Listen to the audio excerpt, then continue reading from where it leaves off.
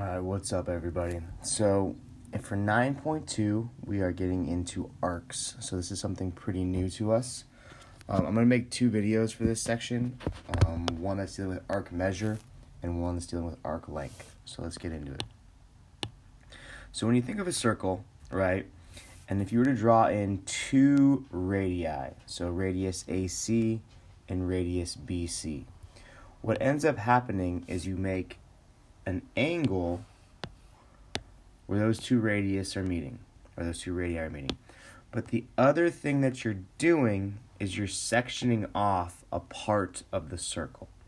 And that section of the circle that's getting kind of separated from the entire circle, that is called an arc. Okay? So that part that I have highlighted in yellow, that is an arc. And so a central angle is an angle whose vertex is at the center of the circle. So angle ACB or angle C right now would be considered a central angle. Central angle, just think center of circle, all right, angle with a vertex at the center. Now when I draw another radius, so radius DC, I am creating another central angle. So now I have actually three. If I were to go backwards, right, I have another one right here and another one right here. And so we have three central angles, and then we have three arcs.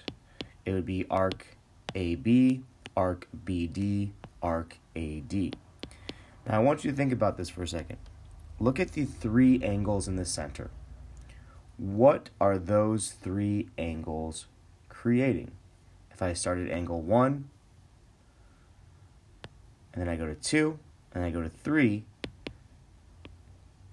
I'm going all the way around in a circle. So the measure of angle 1 plus the measure of angle 2 plus the measure of angle 3 equals 360. Again, because we're going all the way around in a circle. So those three central angles will have a sum of 360 degrees. And so an arc, which is the portion of the circle defined by the endpoint, so again, arc AB, arc BD, arc DA or AD, are written as the two endpoints, so A and B, with an arc, literally an arc over them, like a little single color rainbow. Okay?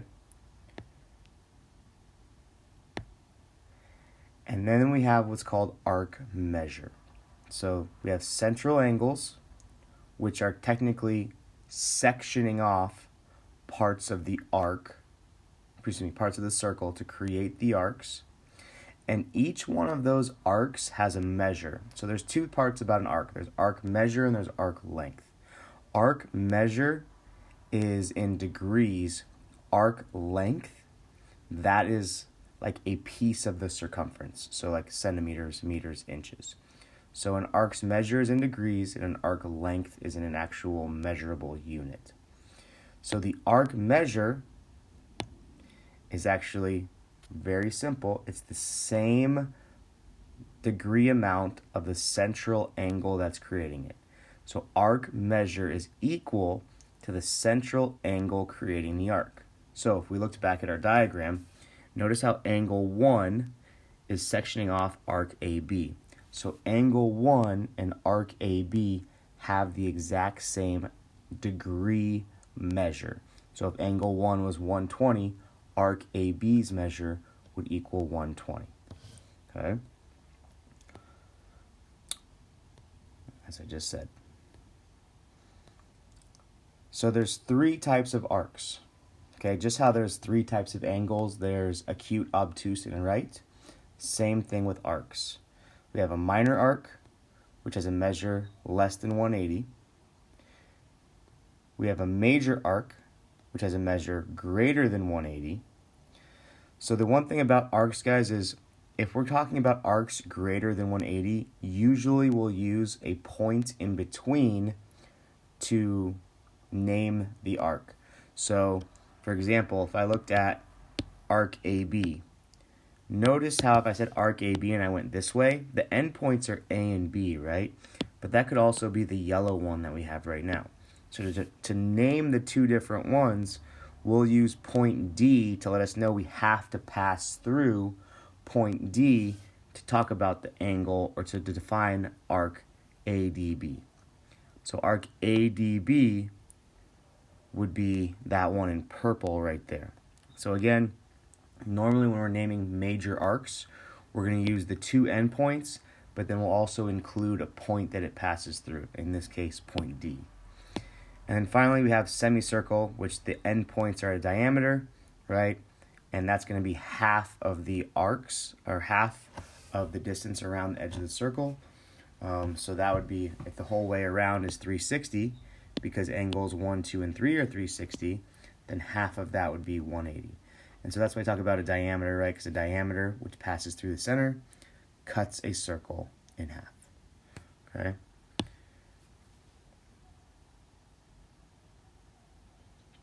So, rewind. Central angles are angles whose vertex is at the center of the circle. It's made with two radii. An arc is the edge of the circle that's being kind of sectioned off by those two radii to create that arching piece. Arc measure is equal to the central angle that's creating it. So angle 2's measure would be the same as arc BD. Angle 3's measure would be the same as arc AD. And then we have three types of arcs: minor, major, and semicircle. Okay, so let's take a look at this diagram. Notice that we're given only one central angle measure. Okay. However, what's important to notice is that this chord is a diameter, which means it's cutting the circle in half, which means it's cutting the entire arc of the circle or the circumference in half. So GH would equal 122 degrees because the central angle making it is 122 degrees. HS, I think that's a J, but I guess we'll just call it an S, okay, which is this point right here. The way that we can find that is we know that this angles, these two together, are supplementary, right? Because I know this is a straight line, and we know that this is going to be 180.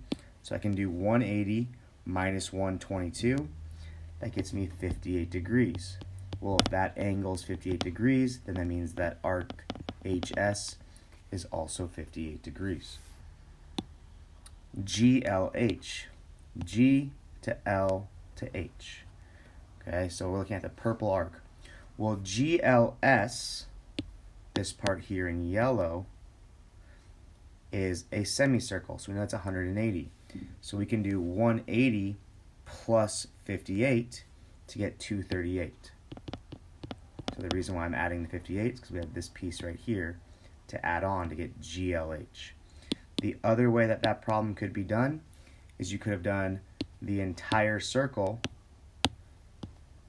minus this section here, and that would give you the leftover part, right? So if I did 360 minus 122, I still get 238. All right? Let's look at another one. So now we have a right angle right here. We know that arc PQ is 115. We still have another diameter, which we know is cutting our circle in half. So trying to find MQ, well, I know MQ is going to be 180 minus this amount right here. So, because again, this whole thing is 180 degrees, I can do 180 minus 115. So 180 minus 115 is 65. So that means that this central angle is 65, which means that this arc measure is 65.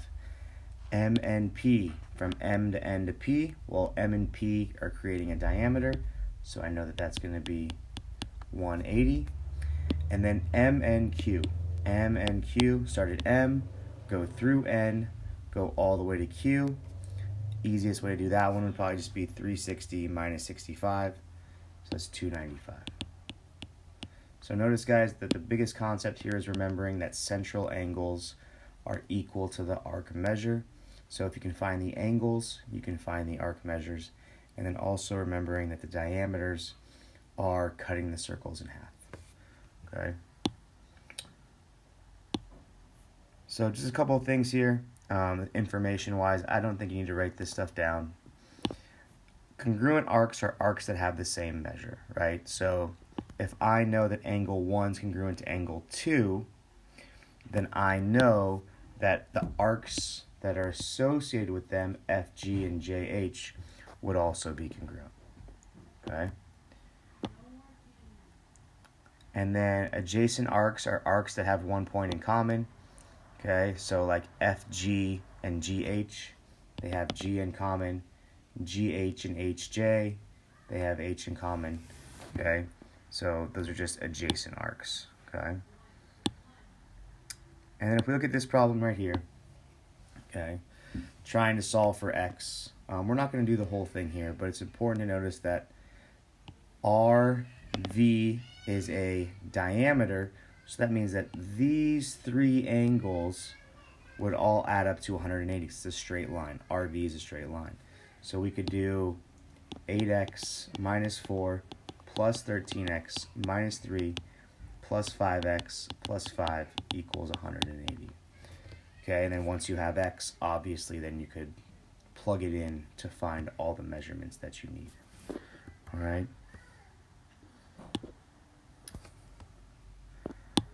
And so just more examples. All right, HI, so since that angle is 32, HI is 32.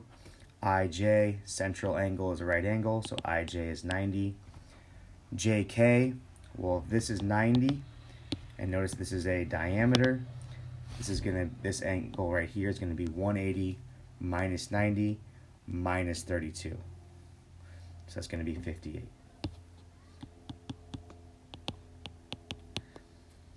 Okay, and then LK, to find LK right here, notice this is also a diameter, so these are actually vertical angles, which means they'd be the same. So that means I could do 90 plus 32. That gets me 122. Since it's because this is 122, then this one's also 122. So notice, guys, that we have a lot of stuff kind of coming back from the past regarding angle measures, so vertical angles, supplementary angles, things of that nature. And then finally, so LH. LH is a central angle of LMH, which is vertical to 58, so that means that one's also 58. Okay? And for the last thing here, if we're talking percentages, so this one's giving us a pie graph, right, or a pie chart. And remember, a pie chart is made up of 100%, but a circle is made up of 360 degrees. So if I wanted to figure out what arc measure or central angle measure is of 20% of basketball, that's going to be 20% of, since this is 100 in percentage, but all the way around is 360, I would just do 20% of 360. So I would get 360 times 0.2, right, to convert that to the percentage. So 360 times 0.2, that's 72, which means that this would be a 72-degree arc. And then if I did that for the other one, so 360 times 0.14,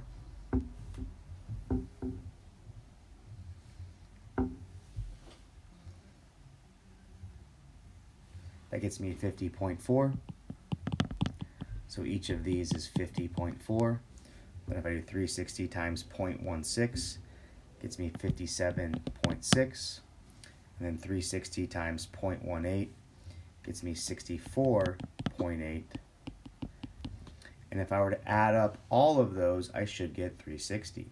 So 72 plus 64.8 plus 64.8 plus 57.6 plus 50.4 plus 50.4, I get a total of 360, right? So the way that I found those, right, was because I multiplied 360 times the percentage decimal value of the pie chart, okay? Finally, what is the arc measure of the girls that play soccer, softball, and volleyball? Soccer, softball, and volleyball, that would just be 50 57.4 plus 57.6 plus that 64.8. Okay? Look for the next video on arc length.